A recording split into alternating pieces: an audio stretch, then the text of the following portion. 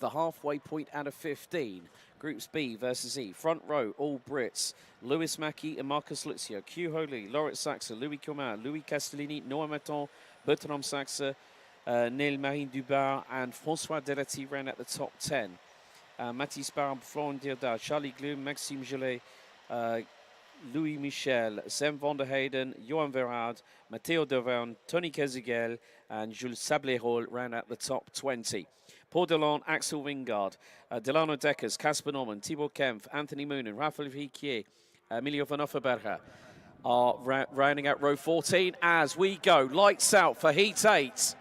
And it's an E. Oh no, it is one of the Falcons, and it's caused a chain reaction. But luckily enough, everyone avoiding. It was one of the Falcon racing carts that spun around. I think it might have been Bertram Saxa. And, well, that's one cart going the wrong way and has completely shortcutted the start finish. Well, has tried to rejoin. I'm not too sure if they actually cut the track. But one cart is stuck. Raphael Riquier did not make it out of the dummy grid. Oh, dearie me. And, well, Marcus Luzio definitely getting his elbows out in the premium karting entry. The 3-2-0 for the United Kingdom. We have had confirmation that's for heats A and B, and D and F have been confirmed with Aaron Ferrazzano and Ruben Moya, your race winners. But things are getting very, very feisty at the sharp end of this field. But Lewis Mackie looking to become the first two-time qualifying heat winner of the weekend, has a lead over Marcus Luzio of just over 0.7 of a second after the opening lap. It was actually Laurent Saxe that dropped it. Well, I think might have got a tag from behind. So Bertrand now up into third, ahead of Q Holly. Louis Castellini up to fifth. Louis Comin, François Delati, Maxime Gellet, and then we've got Noah Maton and Neil Marine Dubar. Someone else has just got off of turn number 4. And one is pulling it in. Florent Dierda for Eurokarting, representing Luxembourg, is out of this heat within the first 2 minutes. So very, very quickly, things are heating up as careful going through into turn number 13 and 14 off of the back straightaway. Well, this has really put things on notice that everyone is ready for battles and ready for the war that is going to happen if they make it into the top 36 out of 103 drivers for the final tomorrow morning. But meantime, it really has kicked off here in X30. We were waiting for the fireworks. We certainly got them, Guillaume. En effet, la journée de vendredi était en quelque sorte l'apéritif pour nous mettre en bouche en vue de cette journée de compétition, avec quelques premières manches qualificatives, donc 5 au total hier en senior. Mais effectivement, la bataille va de prendre un autre tournant ici entre les protagonistes de tête. Lewis Mackie, lors de sa manche précédente, a été contraint à l'abandon, malheureusement, tout comme Clovis Nouguereid, alors qu'ils avaient tous deux remporté chacun une manche qualificative. Donc rendez-vous compte, avec un abandon à ce niveau, sachant qu'on joue la tête, eh bien, le doute n'est plus permis et l'erreur non plus. Donc pour l'instant, depuis la pole position, Lewis Mackie mène le bal avec 4 dixièmes de mieux sur Marcus Luzio en deuxième place. Puis Bertram Satch, bien remonté de 5 places de la 8e jusqu'à la 3e position pour l'instant. Et d'occuper à mettre à mal la sérénité de Marcus Luzio, lui-même sous la pression de Kiao Lei. Donc Kiao Lei, l'équipier de Lewis Mackie du team GP. Donc 2 GP dans le top 4 pour l'instant, avec Bertram Satch du team Falcon de monsieur Peter De Bruyne. Et nous avons Marcus Luzio volant de son châssis London Norris, je pense, sous les couleurs du team Premium Karting. Donc une belle diversité de couleurs de châssis. Et le team dans cette tête de course avec Louis Comines Diamond Racing, 5e place. Maxime Gellet et le reste du peloton pour l'instant. À l'image, dans la chicane, Marcus Luzio sous la pression, non pas de 1 mais de 2 poursuivants avec Satch et Kiao Lei. Et maintenant, je pense qu'à ce stade, évidemment, il convient peut-être de travailler ensemble, sachant que Lewis Mackie sera un gros client à aller chercher. Il en profite pour tenter de creuser l'écart tour après tour. Il tourne en 53,7, dans le même dixième, mais légèrement moins rapidement que Marcus Luzio qui grignote quelques centièmes de seconde. Meilleur tour en course, c'est à l'actif de Matthéo d'Auvergne en 10e position, qui remonte 6 places, le pilote français du team PB Kart. 8 places même de remontée d'ailleurs pour Matthéo d'Auvergne. Très très belle passe d'armes, très beau rythme de la part de Matthéo, 10e pour l'instant. Axel Wingard aussi, qui était en 22e position sur la grille, est actuellement 12e. Remonté aussi également de Anthony Monen du CG Racing, 18e alors qu'il était bien 26e sur cette grille départ. Donc certains des pilotes qui tentent de se frayer un chemin dans le peloton et malheureusement ça ne s'est pas passé comme espéré pour Charlie Glum, vous l'avez mentionné Alex, qui a dû donc se retirer après 3 tours de course et cette grille départ et qui manquait 3 participants avec Raphaël Riquier, Jules Sablerol et Florent Dirda qui donc n'étaient pas sur cette grille de départ, cette pré-grille de départ.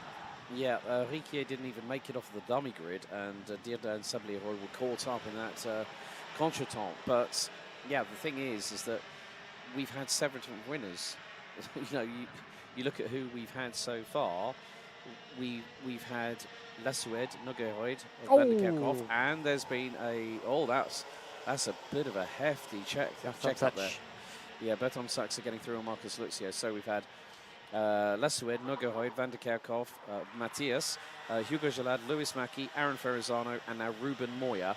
And Mackie is now having a little bit of daylight. Look at the gap he's got. That was to over 0.2 of a second. It's now gone to 4.5 tenths. And Mackie did a personal best in sectors 1 and 3. Purple in sector number 2.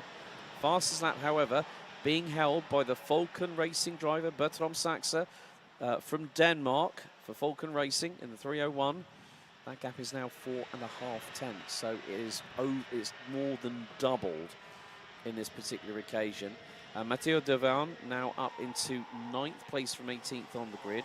The biggest mover, along with Axel Wingard, who's dropped a position behind Castellet Kart Racing's Mathis Barbier in the 241, who rounds out the top 12. But a move from Kyu Ho Lee. Oh, Marcus Lucio had to really open up the steering and steer wide out of a very fast charging South Korean in the form of Kyu Ho Lee. And that has put him right in the context of being in the wheel, he's got in his wheel tracks Maxime Guillet for GLP, and then Noah Maton for RSD Karting, Louis Comin for Diamond Racing Team, Louis Castellini. Oh, dearie me. Oui. Yeah, that's a bit too close for Marcus Lucio.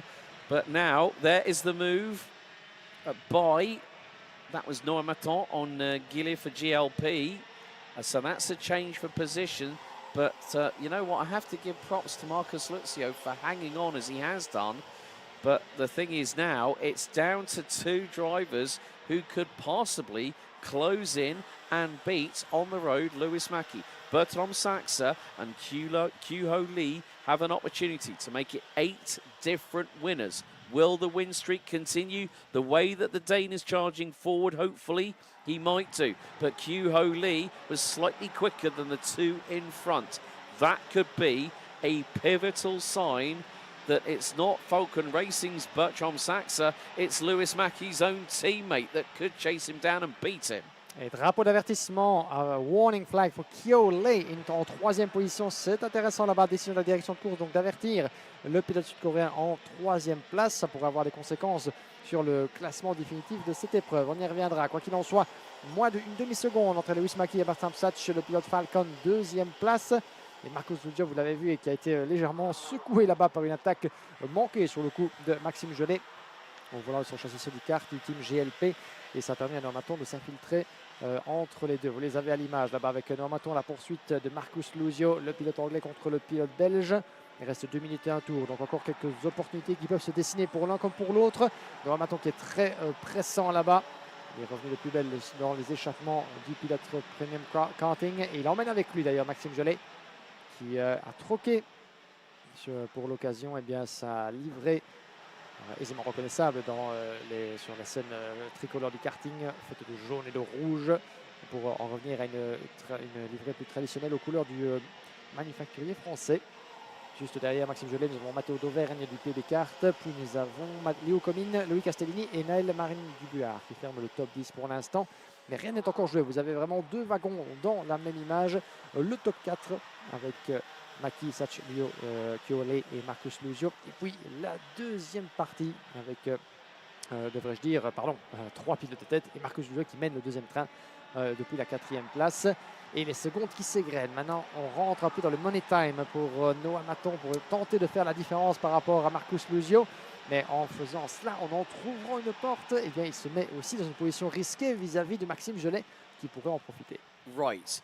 Now, with 40 seconds on the timer to go, Bertram Saxe is right up close and personal for the race lead with Lewis Mackie. They're going into the banking now. There you see it's half a cart length. Let's see if the Dane can get the run on the Brit down the back straightaway. He's lost time coming through the banking, lost a little bit of momentum.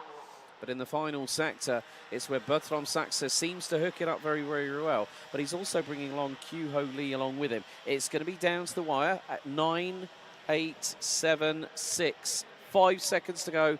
2 more laps remain. Bertram Saxe is going to look for the lead on the penultimate lap and has to duck out of it with seconds to spare.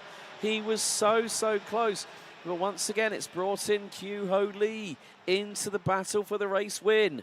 2 laps remaining, including this one. I don't know how this is going to pan out, Guillaume, but someone is going to send it, and it's definitely not Lewis Mackie. He's in the controlling position in this battle at the moment between this trio. Oui, effectivement, dans une position de contrôle, notre leader Lewis Mackie, mais son destin n'est pas forcément entre ses mains, puisque derrière, Bertram Saxe et Q Ho Lee voudront sans doute lui donner du fil à retordre jusqu'au drapeau à damier.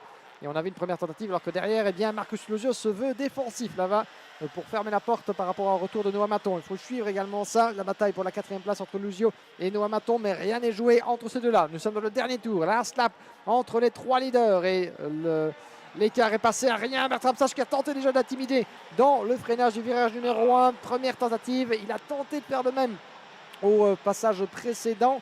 Et cette fois-ci, c'est maintenant ou jamais, j'ai envie de dire, pour le pilote Falcon qui se prend en sandwich entre les 2 équipiers du team EGP. Est-ce que Q Ho Lee sera en mesure éventuellement d'aller gêner le pilote néerlandais pour l'empêcher d'aller doubler son équipier en tête? Lewis Mackie qui ne se retourne pas, il reste maître de son sujet pour l'instant dans le freinage du banking.